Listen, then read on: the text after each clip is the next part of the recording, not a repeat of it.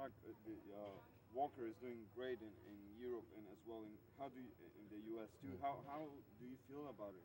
Well, I'm very happy that Walker's doing so well in Germany. Because I understand at the beginning it was a hard decision. You were not sure if you wanted to do it. Well, I never thought I would do television, but when this project came to me, because I've turned down probably 12 offers to do series over the last 5 years, and but when this project came to me, I liked it. I liked the idea of playing a modern day kind of a Western story, playing a Texas Ranger, and I thought it had the action that I wanted.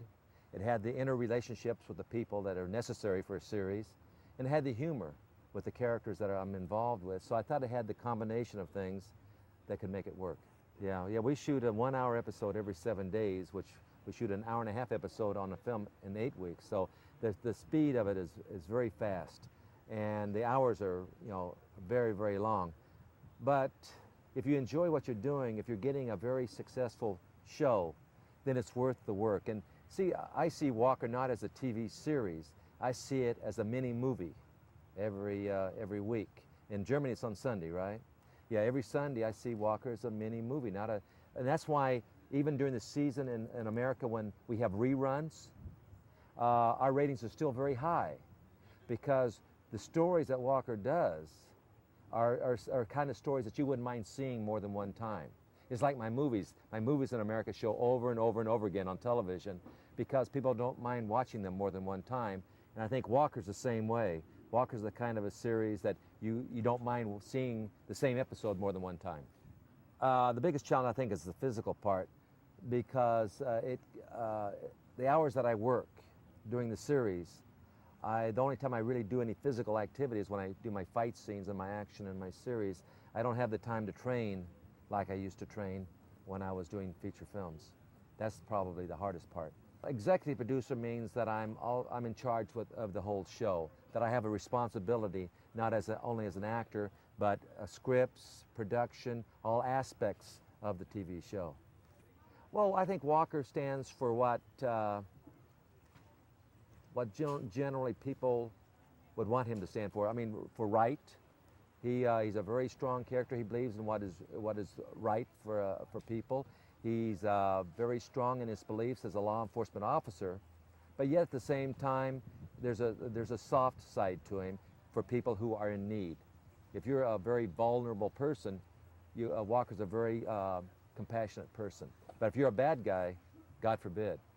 Yeah, well, I think Walker's protective of anyone that is in need. And I think that's what makes him very special, is that he's a guy who is tough, very tough, but at the same time there's a soft side to him for the right people. I don't know. We've talked about that. Right now there's an actress that was in one of the episodes that may lead into a romantic involvement. Right now the writers are just talking about who Walker's going to get romantically involved with, and we're not sure yet. Will it be Alex or another person? But he will get romantically involved. I think they care a lot about each other. That could develop into love. But Alex has a career as an assistant district attorney. Walker has a career as a law enforcement officer. And with the two careers, it's pretty hard to kind of make the two work together and create a relationship. Maybe it will, maybe it won't. I'm not sure yet which direction we're going to go with our characters yet. Yes, yeah, when we casted for Walker, Texas Ranger, I was involved in the casting.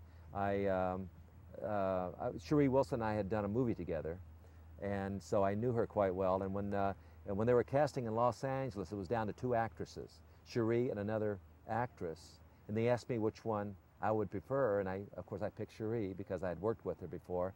And then with Clarence Gilliard, we went through several actors, and I picked Clarence also for that role. And then Noble Willingham, of course, I wanted real bad, and we got him.